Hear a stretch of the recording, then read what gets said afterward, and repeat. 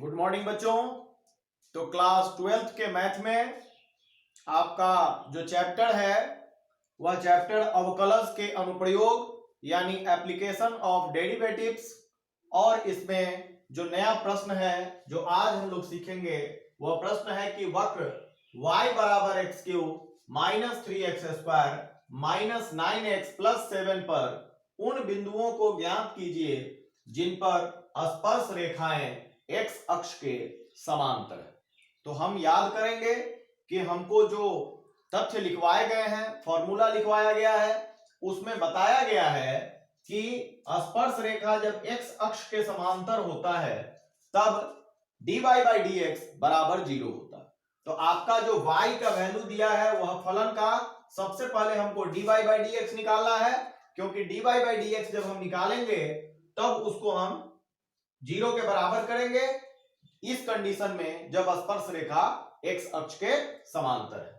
तो y बराबर आपका दिया है फलन dy बाई डी एक्स बराबर होगा x क्यूब का 3x स्क्वायर और x स्क्वायर का 2x, तो 2x इंटू 3 यानी माइनस 6x, और यहाँ माइनस 9 होगा, x का 1 और 7 का 0।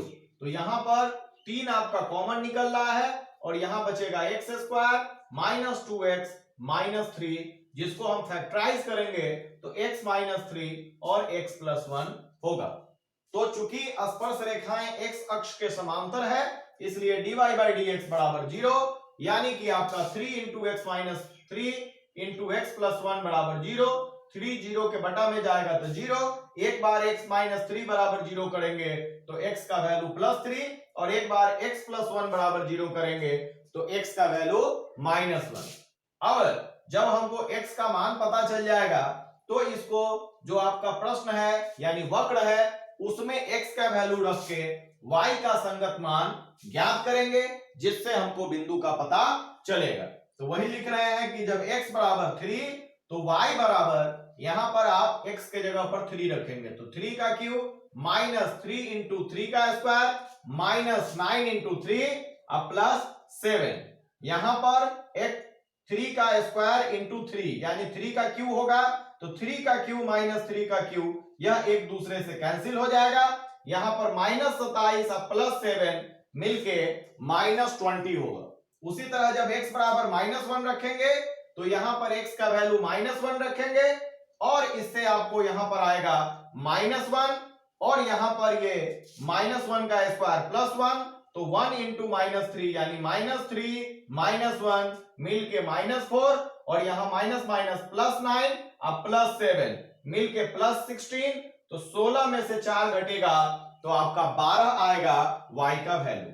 तो आपको दो बिंदु प्राप्त हुए, एक में x बराबर 3 y बराबर माइनस 20 यानी 3 माइनस 20, और दूसरा बिंदु है माइनस 1 और कॉमा 12। तो अतः बिंदु इतना एवं इतना बिंदुओं पर स्पर्श रेखा x अक्ष के समांतर है। अब नेक्स्ट प्रश्न है कि प्रवणता 0 वाली सभी रेखाओं का समीकरण ज्ञात कीजिए जो वक्र y बराबर 1 बटा x square minus 2x plus 3 को स्पर्श करती है। तो y बराबर जो है फलन दिया गया है और आप dy बाई डी एक्स निकालेंगे, क्योंकि जब कोई रेखा किसी दूसरे वक्र को स्पर्श करती है तो दोनों का ढाल बराबर होता है। तो ये तो आपको दिया है कि प्रवणता 0 है, इसकी ढाल आपका 0 है, और इसका ढाल या प्रवणता ज्ञात करने के लिए आपको dy बाई डी एक्स निकालना होगा, क्योंकि आपको पता है कि dy बाई डी एक्स बराबर m यानी किसी रेखा की ढाल या प्रवणता। तो आप dy बाई डी एक्स निकाल रहे हैं, जिसको u बटा v के फॉर्मूला पर तोड़ेंगे तो v यानी नीचे वाले का स्क्वायर और जो नीचे रहता है उसको ऊपर में लिखेंगे इनटू यह जो आपका ऊपर वाला है अंश इसका डिफरेंशिएशन, तो 1 का डिफरेंशिएशन 0 माइनस अब 1 को छोड़ेंगे और नीचे वाले हर का डिफरेंशिएशन, तो x स्क्वायर का 2x और माइनस 2x का माइनस 2 और x का 1, इसका 0 हुआ, और यह 0 से मल्टीप्लाई होके ये सारा 0 होगा और यहां पर माइनस से गुना होगा तो 2 प्लस में होगा और 2x माइनस में होगा, और नीचे आपका जैसे था उसी प्रकार रह जाएगा। तो स्पर्श रेखा की प्रवणता 0 है, और चूंकि यह रेखा दिए गए वक्र को स्पर्श करती है, इसलिए जो दोनों का ढाल बराबर है यानी dy बाई dx बराबर रेखा की प्रवणता यानी शून्य होगा। क्रॉस मल्टीप्लीकेशन जब होगा तो नीचे वाला हर जीरो के साथ मल्टीप्लाई होके ये जीरो हो जाएगा, तो आपका आएगा 2 माइनस 2x बराबर जीरो। माइनस 2x जब RHS में जाएगा तो प्लस 2x, तो 2x बराबर 2 और x बराबर 2 बाई 2 यानी 1। x का मान ज्ञात होने पर x का यह वैल्यू वक्र में रखेंगे और y का वैल्यू कैलकुलेट करेंगे, यानी 1 बटा 1 का स्क्वायर माइनस 2 इंटू 1 प्लस 3, यह 3 प्लस 1 4, 4 में से 2 घटा 2 यानी y बराबर 1 बटा 2। तो आपको बिंदु प्राप्त हुआ 1 एंड 1 बाई 2। तो बिंदु 1 और 1 बटा 2 पर स्पर्श रेखा का समीकरण, जबकि प्रवणता आपका 0 है तो रेखा का समीकरण का फॉर्मूला यूज करेंगे y माइनस y1 बराबर mx माइनस x1, और इसमें x1 के जगह पर x का मान 1 और y1 के जगह पर y का वैल्यू 1 बाई 2 और ढाल m के जगह पर 0, 0 से मल्टीप्लाई होके ये टोटल 0 हो जाएगा। तो y माइनस 1 बाई 2 बराबर 0 यानी y बराबर 1 बाई 2, यानी अभिष्ट स्पर्श रेखा का समीकरण y बराबर 1 बाई 2 है। नेक्स्ट क्वेश्चन है कि वक्र y बराबर x Q plus 2x plus 6 के उन अभिलंबों के समीकरण ज्ञात कीजिए जो रेखा x प्लस 14y प्लस 4 बराबर 0 के समांतर है।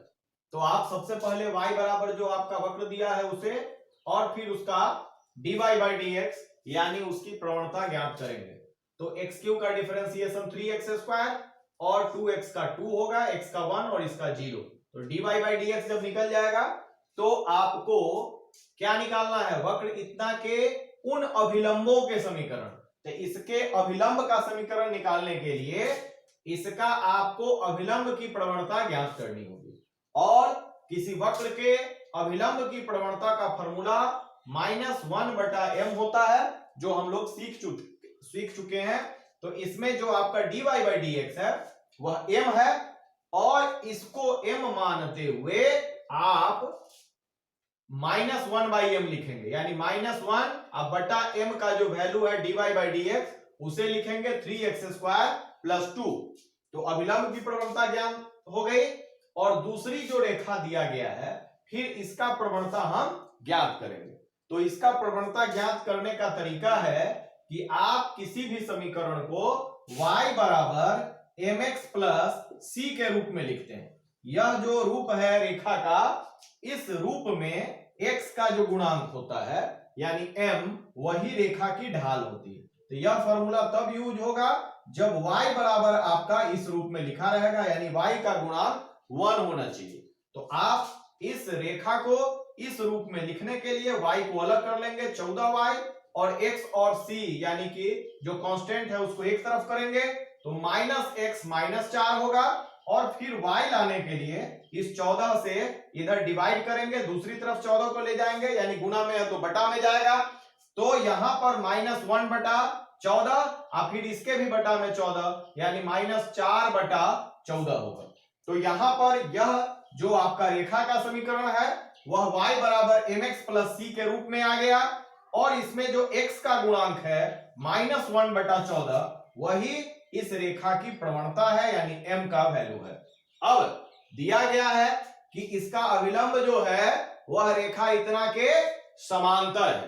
तो चूंकि अभिलंब रेखा इतना के समांतर है, और समांतर होने पर हम जानते हैं कि ढाल बराबर होती है। हम लोग सीख चुके हैं कि m1 बराबर m2। तो इसका जो ढाल था यानी अभिलंब की प्रवणता, उसको हम जो इस रेखा की ढाल आया -1 बटा 14 उन दोनों को बराबर करेंगे, और जब दोनों को बराबर करेंगे तो दोनों तरफ का माइनस माइनस कटेगा, क्रॉस मल्टीप्लीकेशन होगा तो इधर आएगा 3x स्क्वायर प्लस 2 और इधर आएगा 14, यानी 3x स्क्वायर प्लस 2 बराबर 14। 2 इस साइड जाएगा तो -2 यानी x स्क्वायर बराबर यहां पर 12 अब बटा 3 यानी 4, और x बराबर आएगा आपका प्लस माइनस √4। तो 4 का वर्गमूल 2, तो x के 2 मान हुए +2 और -2। तो जब x का वैल्यू -2 लेंगे तो वक्र में x का वैल्यू -2 रखने से y का मान आएगा -2 का क्यूब +2 इंटू -2 +6, यहां पर आएगा -8 और -4, -8 -4 मिलके -12 और +6 यानी -6 बचेगा। तो आपका x बराबर -2 पर y बराबर -6 आया, और दूसरी बार x का जो वैल्यू था 2, उसको जब हम यहां रखेंगे तो 2 का क्यूब +2 इंटू 2 +6 यानी 8 और +4 क्या होगा 12 और 6 18, तो y का मान 18 आएगा। तो दो बिंदु आपको प्राप्त हुए, एक हुआ -2 -6, एक हुआ 2 18। तो जब -2 -6 पर अभिलंब का समीकरण लिखेंगे तो जो सूत्र है, क्या सूत्र है, y माइनस y1 बराबर m x माइनस x1। यह जो रेखा का समीकरण है इसका प्रयोग कर रहे हैं। यहां पर y माइनस y1 यानी -6 रखेंगे y1 के जगह पर, बराबर अभिलंब का समीकरण में अभिलंब की प्रवणता यानी कि -1/4 है, दोनों का जो है प्रवणता समान है, तो -1/14 और x माइनस यहां पर x1 के जगह पर -2 है, तो माइनस फार्मूला का और ये माइनस मिलके +2 हो जाएगा। तो आपका यहां पर y +6 होगा और इसमें 14 से गुणा होगा, तो 14y और +6 इंटू 14 यानी 84, और इधर -x -2 होगा, सबको एक साइड लाएंगे तो यहां x प्लस में +14y और 84 + 2 86। तो एक आपका अभिलंब का समीकरण उत्तर यहां पर आपको प्राप्त होता है, x + 14y + 86 बराबर 0। दूसरा बिंदु जब हम लेंगे x बराबर 2 y बराबर 18, उस पर अभिलंब का समीकरण होगा y माइनस y1 बराबर m x माइनस x1।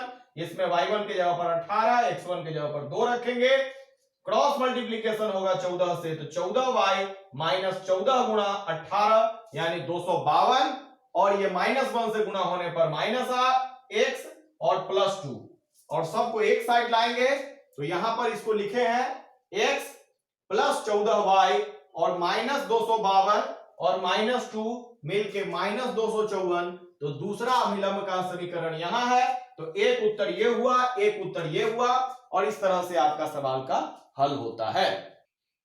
अब हम लोग जो अवकलज के अनुप्रयोग पढ़ रहे हैं उसमें एक नए तरह का प्रश्न अलग जो नेक्स्ट चैप्टर में आपको दिया गया है एनसीईआरटी के बुक्स में, उसको आज हम लोग सीखेंगे, और यह नया तरह का प्रश्न है, इसलिए इस पर विशेष ध्यान आप लोग रखेंगे कि किस प्रकार हम इसको हल करते हैं। कि अवकल का प्रयोग करके √25.3 का सन्निकट मान दशमलव के 3 स्थानों तक ज्ञात कीजिए।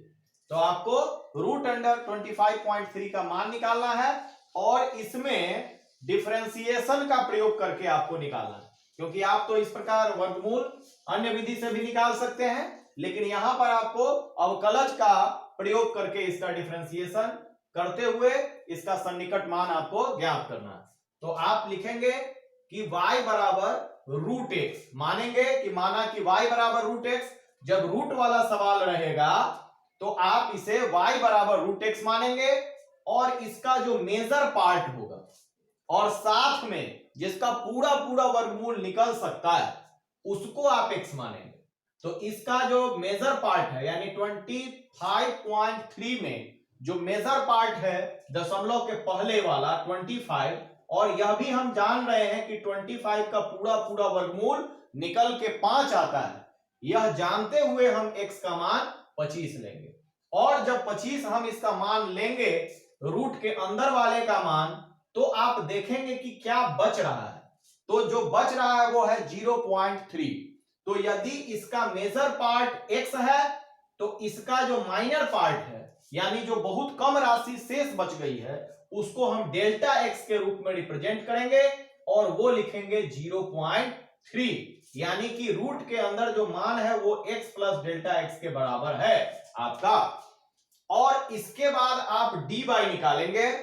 dy का मतलब होता है स्मॉल चेंज इन y में जो थोड़ा बहुत परिवर्तन होता है उसी को हम dy से व्यक्त करते हैं। तो dy बराबर होगा dy/dx इंटू डेल्टा x।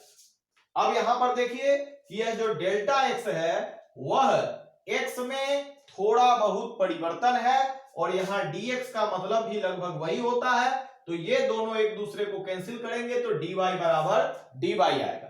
तो इससे लेकिन अनुप्रयोग में dy बाई dx का मतलब होगा कि y का आपको डिफरेंशिएशन करना है। तो y का वैल्यू था √x, और जब y का डिफरेंशिएशन x के सापेक्ष करेंगे तो √x का डिफरेंशिएशन हम जानते हैं कि क्या होता है, 1/2 √x होता है। तो dy बाई dx बराबर √x का डिफरेंशिएशन 2 √x, और डेल्टा x आपका था 0.3, जिसका वैल्यू हम यहां पर पुट करेंगे।